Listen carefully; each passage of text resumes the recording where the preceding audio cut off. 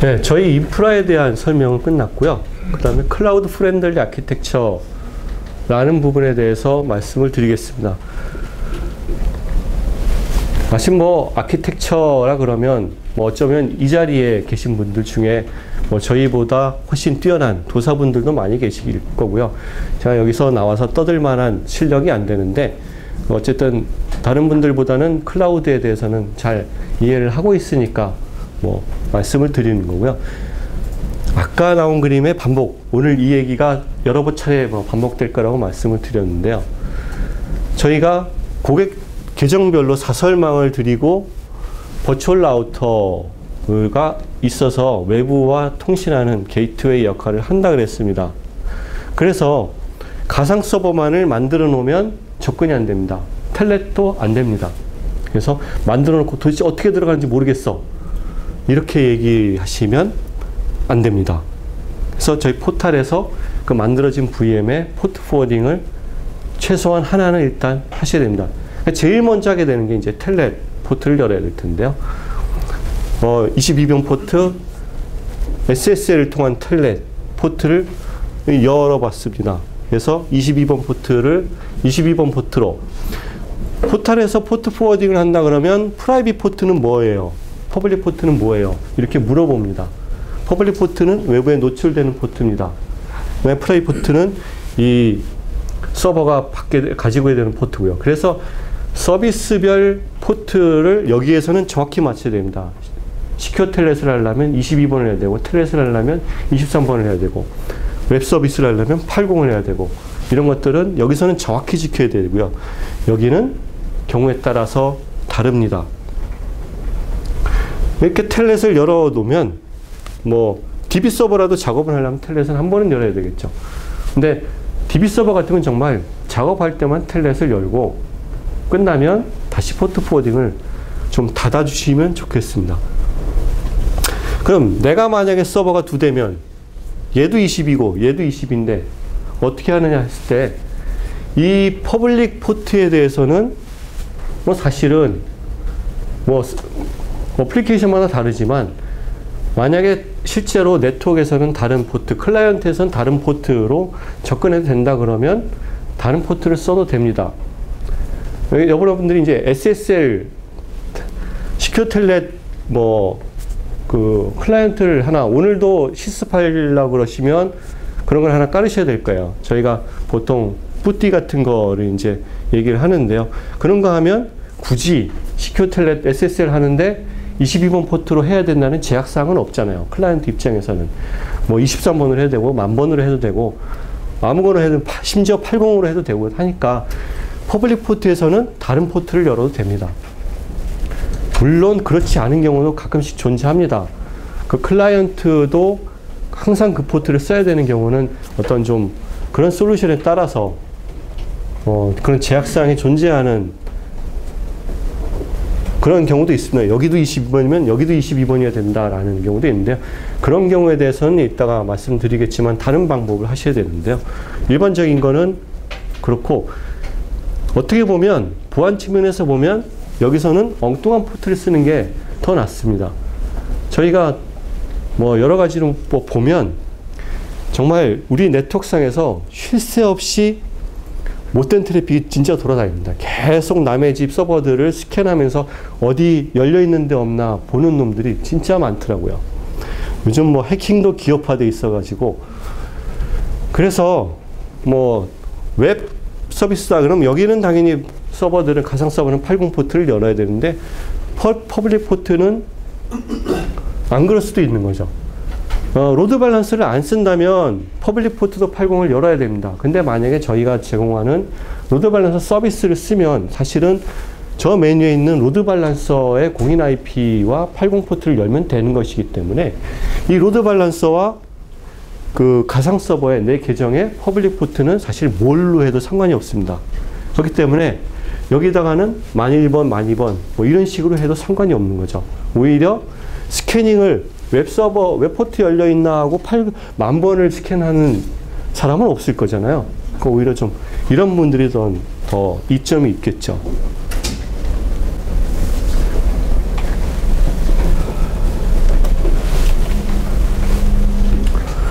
정말 아키텍처에 대한 얘기가 나오는데요. 뭐 내가 시스템을 하나 만든다. 서버를 가장 단촐하게 만들려면 그냥 서버 하나 갖다 놓고 거기다가 DB도 넣고 어플리케이션도 넣고 아파치도 넣고 해가지고 하나의 서버로 만들 수 있습니다. 조금 이제 규모가 되고 체계가 돼서 DB 서버하고 어플리케이션 서버를 분리한다든가, 좀 더 나가서 DB 서버하고 어플리케이션 서버하고 웹 서버를 분리한다든가, 뭐 특히 저희 뭐 보안 측면에서 보면 웹 서버는 어플리케이션하고 또 분리하는 게 낫다. 뭐 이런 얘기도 있고요. 그런데 이중화 안 돼 있으니까 이중화를 하게 해야 되겠다. 그래서 DB 서버도 2대, 어플리케이션도 2대, 웹 서버도 2대. 이렇게 여기까지는 이제 많이들 구성을 하십니다. 사실은 뭐 이거는 이 얘기는 사실은 클라우드든 아니든 사실은 똑같은 얘기입니다. 이론적으로는 똑같은 얘기인데, 클라우드가 아닌 레가시 환경에서 물리적인 장비를 사야 되는데 6대 샀으면 됐지 뭘 더 사냐, 이런 얘기가 나오기 쉽잖아요. 그래서 여기서부터 더 전개되는 얘기는 사실은 클라우드가 아닌 환경에서는 조금 껄끄러워지는 얘기가 됩니다. 트래픽이 늘어가니까 웹 서버를 3대를 사야겠습니다. 어플리케이션 1대 더 사야겠습니다. 내일 모레 행사하니까 웹 서버 어디서 2대만 더 빌려옵시다. 어플리케이션 서버 어디서 좀 빌려옵시다. 이런 얘기가 사실은 클라우드가 아닌 환경에서는 조금 어렵습니다. 결제 내야 되고 뭐 그런 것들이 있죠. 더 나아가서 뭐 상시적으로 어떻게 될지 모르니까 우리가 지금 뭐 사진을 서비스하고 있는데 사진 같은 스태틱 콘텐츠에 대해서는 좀 웹 캐시를 달아야겠습니다. 이런 것들이 서버를 굳이 증설하지 않고 웹 캐시를 좀 달아야겠습니다. 이런 얘기도 있을 수 있고요. 어플리케이션 서버들 사이에 잡을 서로 주고받는데 뭐 데이터를 주고받는데 가끔가다 순간적으로, 정말 순간적으로 어떻게 대처할 틈도 없이 폭주가 날 수 있으니까 메시지 큐를 좀 중간에다가 둬가지고 서버들 간에 디커플링을 하고, 메시지 큐에 대해서는 그냥 메모리니까 조금 뭐 탄력적으로 대처할 수 있었으면 좋겠습니다. 여기서부터 이제 되면 이제 관리자분들이 약간 신경질을 내죠. 도대체 서버를 몇 대를 쓰겠다는 거야? 이렇게 얘기가 나옵니다.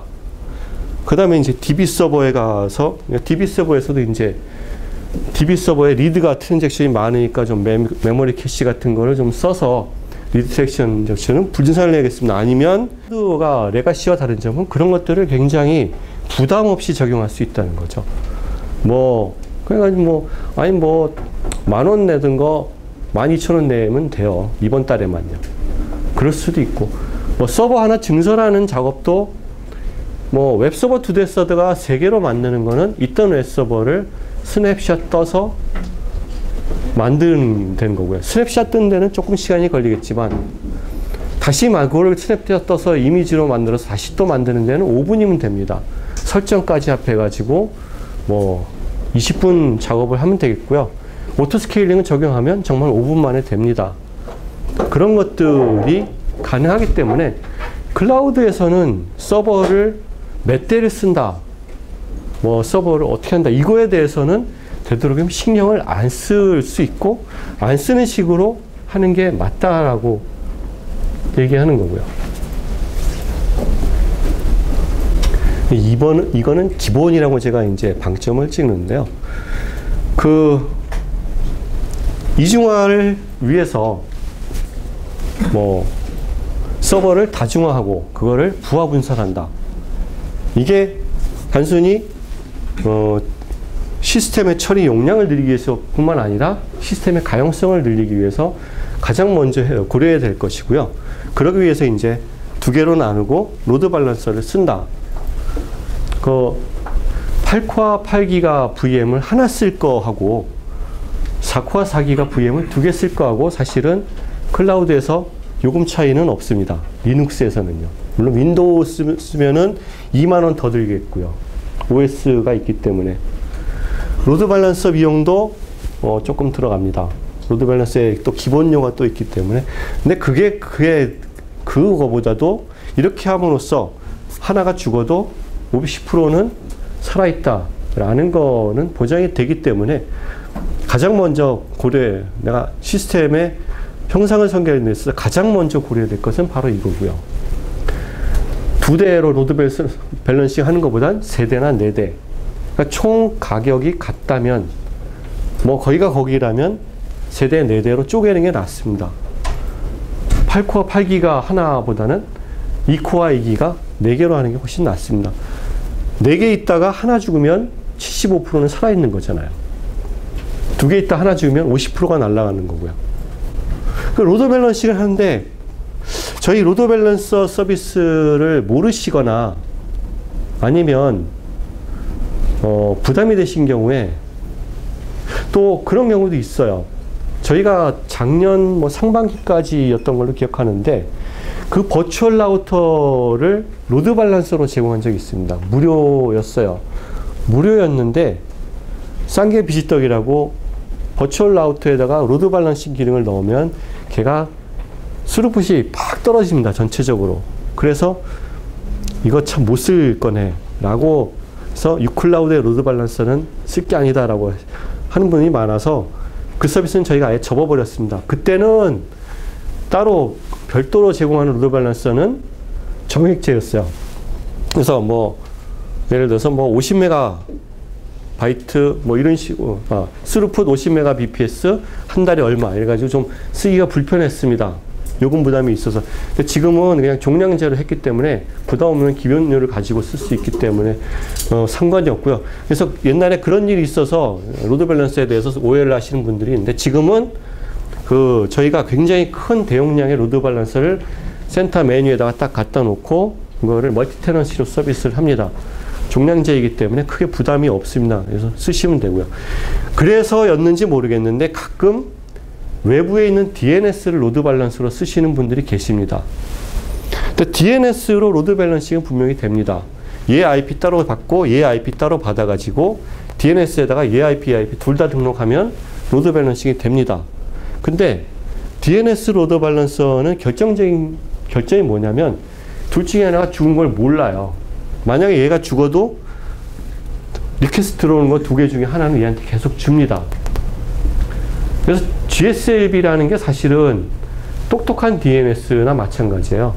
GSLB는 얘가 죽은지를 압니다. 알고 얘가 만약에 죽으면 얘한테만 트래픽을 주게 돼 있는데 일반적인 DNS는 다르죠. 그래서 DNS는 굉장히 싸지만 GSLB는 사실은 굉장히 고가의 장비입니다. 그래서 DNS로 로드 밸런싱은 절대 하시지 마시라는 거고요. 그래서 그 LB가 크게 부담이 없기 때문에 LB 서비스를 이용하셔야 되고요. 서버를 아까 뭐 인해 전술, 뭐 변신 로봇 하면서 서버를 여러 개 쓰는데 부담을 느끼지 마셔야 된다고 했는데 그 서버를 증설하는 데 있어서 서버의 크기를 늘리는 것과 스케일 업과 다운이라고 합니다. 서버의 개수를 조정하는 저희 스케일 인, 아웃이라고 합니다. 2가지 방식이 있습니다. 스케일 업은 뭐가 좋으냐면 개발자가 편합니다. 요만한 서버 쓰다가 이만한 서버 쓴다 그래가지고 어플리케이션을 하나도 수정할 거 없고 서버의 세팅은 별로 손볼 게 없습니다. 물론 최적화는 해야 되겠는데 근데 이렇게 증설할 때 당연히 다운타임이 있죠. 클라우드에서도 이렇게 증설하려면 서버를 죽이고 스펙을 조정하고 다시 살려야 됩니다. 이만하면 사실 굉장히 쉬운 일인데 클라우드가 아닌 레가시 환경에서 있는 서버에다가 뭐 타이어 공기 넣듯이 해가지고 넣어가지고 서버를 크게 만들 수는 없잖아요. 결국 서버를 갈아야 된다든가 서버 뚜껑을 열고 CPU를 하나 더 꽂고 메모리를 더 꽂고 뭐 이렇게 한다든가 뭐 이런 방식을 써야 됩니다. 그래서 서비스 다운이 되고요. 멀쩡하던 얘가 아직도 멀쩡하게 돌 수 있는데 이렇게 바꾸려면 얘는 갖다 버려야 되니까 예산 낭비도 되고요. 그리고 여기에서는 어디까지나 스케일업 할 수 있는 한계가 있습니다. 그 지금 뭐 X86 장비 뭐 요즘 뭐 금융권 아니라면 금융권도 이제 증권 정도 아니라면 다들 X86으로 다운사이징 하시는 추세잖아요. 저희도 그 내부 ERP 프로젝트 하면서 전부 다 X86으로 바꿨는데요. X86으로 바꾼 그 효과만 해도 뭐 카펙스, 오펙스 거의 70%는 깎아먹었다. 그래서 한 예전 같으면 써야 될 돈의 3분의 1만 써고도 프로젝트를 마쳤는데, 물론 그거에 대해서 이제 뭐 그 기능에 대해서는 많은 퀘스천들을 하는 경우도 있지만, X86 장비 중에서 제가 알기로 지금 나온 가장 큰 장비는 CPU가 8개 들어가는 게 최대입니다. 그럼 CPU 8개보다 큰 시스템을 구성할 일은 별로 없지만, 그런 게 필요하다면 그 이상은 못하는 거죠. 클라우드 환경에서는, 더군다나 클라우드 환경에서는 그렇게 크고 빵빵한 장비가 많이 없습니다. 물론 뭐 사업자에 따라서 굉장히 큰 장비를 준비하기도 하지만 드문 경우고요. 클라우드에서 많이 권장드리는 방식은 이제 스케일 인 아웃입니다. 이렇게 하려면 사실은 개발자들이나 시스템 엔지니어는 약간 골치가 아픕니다. 분산 처리일 수도 있고, 그럼 이제 뭐 세션 매니지먼트 이런 것도 고민해야 되고, 로드 밸런서도 달아야 되고, 그런 건 하지만 이것은 스케일링이 굉장히 쉽다는 거고요. 서버를 하나 더 만들고 더 만든다 그래가지고 서비스가 중단되는 건 아니니까요. 그리고 서비스, 이 중에서 서버 하나 죽어도, 3개 중에 하나 죽어도 3분의 1의 커피시티만 날아가는 거고요. 스케일 아웃 하는 데는 한계가 없습니다. 100개를 붙이든 200개를 붙이든. 클라우드 환경에서는 그게 전혀 문제가 되지 않기 때문에, 그래서 되도록이면 쓰시려면 시스템을 설계하는 데 있어서 스케일 인아웃 할 수 있는 그런 방향으로 설계를 하시고요. 스케일 업다운은 어디다 쓰시냐면요. 내가 서버를 처음에는 소심해서 16코어 뭐 64기가 머신을 만들었는데 막상 돌려놓고 보니까 팡팡 놀더라. 돈이 아깝다. 그럴 때 이제 줄이기 위해서 쓰시면 됩니다. 저희가 스케일 업다운 서비스를 연 게 이제 작년부터였는데, 그 전부터 되긴 됐어요. 되긴 됐는데, 그걸 서비스화하지 않은 거는 스케일 업 하려고 그랬는데 자원이 부족해서 스케일 업이 실패하면 고객이 굉장히 신경질을 낼 거야 라고 해서 그런 말도 안 되는 소심함으로 그 서비스를 안 열었는데요. 그때는 그래서 이 스케일 업에 대해서, 스케일 업 다운에 대해서 VOC를 내는 분들은, 야, 내가 시스템을 증설해야 되는데 스케일 업이 안 된다, 이 얘기만 하셨어요. 그래서 서비스를 열었습니다. 그래가지고 열었더니 스케일 업 하시는 분들은 별로 없고요. 다 스케일 다운 하시더라고요. 해보니까 뭐 굉장히 이제 보통 클라우드 서버 하면은 굉장히 만만하게 봐가지고 클라우드 서버는 뭐도 못하는 반편이 같은 생각하시는데, 막상 돌려놓고 보니까 팡팡 남더라. 다 줄이더라고요. 그래가지고 VM 수는 늘어나는데 매출은 정체가 되는 굉장히 안 좋은 현상이 나타났었습니다. 스케일링을 하려면 스케일링의 궁극적인 기술이 이제 오토 스케일링인데요. 물론 매뉴얼하게 스케일링 해도 됩니다. 미리 이미지만, 스케일링한 서버들의 이미지만 떠두고 감시하고 있다가 스케일링 해야 된다는 포털에 들어와 가지고, 아니면 API를 쓸 줄 아시면 API로 서버를 증설해도 되는데, 내가 출장을 가야겠다, 해외 출장을 가야겠다 라든가, 아니면 신경 쓰기 싫다 그러면 오토 스케일링을 쓸 수도 있습니다. 그래서 저희도 오토 스케일링 서비스를 열었고요. 저희가 작년에 오토 스케일링 서비스를 KT, 메이드 바이 KT로 열었고요. 처음 서비스 초창기 때도 오토 스케일링 서비스는 있었습니다. 근데 외국산 솔루션을 가지고 했는데 굉장히 우리나라 사람 정서에는 안 맞더라고요. 오토 스케일링 할 때 순식간에 된다, 절대 그런 일은 없습니다. 어쨌든 서버가 생성하는 시간이 있습니다. 그리고 판단하는 시간이 있죠. 스케일링을 해야 될 것인가 말 것인가. 저희가 5분 주기로 UCG 데이터를 드리는데 일단 5분 지나죠. 이번 5분에 트래픽이 많아졌다 그래서 내가 방정맞게 스케일링을 할 것이냐, 그건 모르죠. 5분 더 지켜보자, 이럴 수 있는 거고요. 그래서 10분이 흘러갔습니다. 서버를 만들어야겠다. 5분 또 지나가죠. 15분 걸립니다. 근데 그 솔루션은 스케일링을 해야겠다 맘먹으면 그 순간에 스냅샷을 뜨더라고요. 돌던 서버에. 물론 최신의 그 이미지를 하겠다는 욕심도 있겠지만 스냅샷 뜨는 게 제일 오래 걸립니다. 그래가지고 한번 스케일링 하려니까 1시간이 걸려요.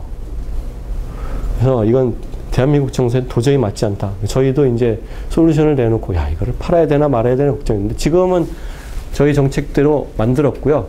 그래서 오토 스케일링을 쓰실 수 있는데 그 정말 오토로 설정할 수도 있고요. 그 스케줄도로 설정할 수도 있습니다. 일종의 크론 개념입니다. 리눅스의 크론하고 똑같다고 보시면 되고 세팅할 때도 크론 세팅하실 줄 아는 분들은 그거하고 똑같은 신텍스로 합니다. 그래서 뭐 일요일 저녁마다 스케일링 서버 하나씩 더 만들어. 매일 저녁마다, 점심시간마다. 요즘 뭐 특히 뭐 컨텐츠도 그렇고 엔터테인먼트도 그렇고 게임도 그렇고 꼭 출퇴근 시간에, 점심시간에 밥 먹으면서 하고 출퇴근하면서 전철에서 하고 이런 것들이 그때 많이 늘어나더라고요. 그럴 때 하게 해줘. 이런 경우, 이런 기능도 있고요. 오토 스케일링 할 때 고려해야 될 사항이 있습니다. 제일 먼저 오픈소스를 써야 됩니다. 오픈소스를 쓰지 않으면 오토 스케일링이 안 되느냐? 됩니다. 되는데 만약에 내가 오토 스케일링을 최대 10개까지 하겠다. 평소에는 2개만 쓰다가 그러면 라이센스를 10개를 사놔야 됩니다. 무지 많은 비용이 듭니다. 그래서 오픈소스를 써야 아깝지 않고요. 그 다음에 스케일 아웃 할 때는 좋은데 스케일 또 인을 해야죠. 트래픽이 잦아들면. 인을 했더니 뭐 다 날아가 버렸다. 이러면 안 되죠. 세션이 막 끊어진다. 그래서 스케일 할 때 되도록이면 예쁘게 스케일링 인 할 수 있는 그런 아키텍처가 필요합니다. 그게 많지는 않습니다. 또 어떤 경우에는 정말 뭐 세션이 끊어져야 될 때도 있고요. 뭐 이제 그런 걸 위해서 이제 세션 정보는 별도로 저장하는 뭐 그런 기술도 있지만 사실 뭐 이렇게 쉽게 접근할 수 있는 기술은 별로 아닌데 어쨌든 그런 것들이 있고요. VM이 처음에 생기기만 하고 가만히 있으면 안 되니까 세팅할 것도 있죠. 최초 구동했을 때 뭐 그냥 리스타트 할 때가 아니고 VM 처음에 생겼을 때 이니셜하게 세팅해야 될 게 있습니다. 물론 이미지를 찍으면 대부분의 세팅이 다 갖춰지는데 굳이 사람의 손을 빌려서 세팅해야 될 건 당연히 몇 개씩 있습니다. 그런 경우에 그 처음에 VM이 생성될 때 이니셜하게 그 동작해야 될 것들을 스크립트로 미리 짜놓고 그거를 실행할 수 있게 할 수 있습니다. 그게 이제 유저 데이터라는 기능이고요. 여기까지 쓸 줄 알면 오토 스케일링을 상급으로 쓸 수 있다 정도인데 그러려면 좀 코딩도 알아야 되고 사실은 오토 스케일링 자체가 조금 기술이 있어야 됩니다. 그래서 이제 고급 기능이 되는 거고요. 로그 데이터를 뭐 아파치 액세스 로그는 내가 항상 관리해야 된다. 근데 아파치가 스케일 인 되면 로그가 날아가니까 로그 데이터는 별도의 로그 서버로 따로 저장해야 된다는 게 이제 또 원칙이겠고요. 그 다음에 너무 민감하게 하는 건 조금 손해다. 그러니까 5분 주기 데이터를 보고 무조건 스케일링을 결정할 거냐. 트래픽이 뭐 대개는 뭐 이렇진 않지만 이렇게 되지만 이럴 수도 있잖아요. 그거는 이제 어플리케이션의 사정에 따라서 그 부분에 대해서 또 세팅할 수 있습니다. 그 다음에 민맥스도 정해야 됩니다. 사정없이 무조건 100개, 200개. 저희 팀원 한 사람이 지금 저기 있는데요. 오토 스케일링을 잘못 시험을 하다가 오토 스케일링 걸어놓고 퇴근했는데 서버가 100개가 넘게 생성해가지고 포탈팀한테서 전화를 받은 적이 있습니다. 너 도대체 뭐 하고 있냐. 그래서 그거에 대해서도 요금 폭탄을 맞지 않으시려면 민맥스를 설정해야 됩니다. 그래서 오늘 교육 시간에 그 오토 스케일링에서 자세한 얘기는 안 드리겠지만 오토 스케일링 하려면 사실 이런 거 해가지고 세팅해야 될 게 많습니다. 세팅해야 될 게 많아서 실은 지금은 저희가 아직은 API라든가 CLI 형태로 서비스를 제공하고 있는 게 대부분인데 조금 여러 가지 코딩 기술 비슷한 게 들어가야 이제 쓸 수 있는 게 되고요.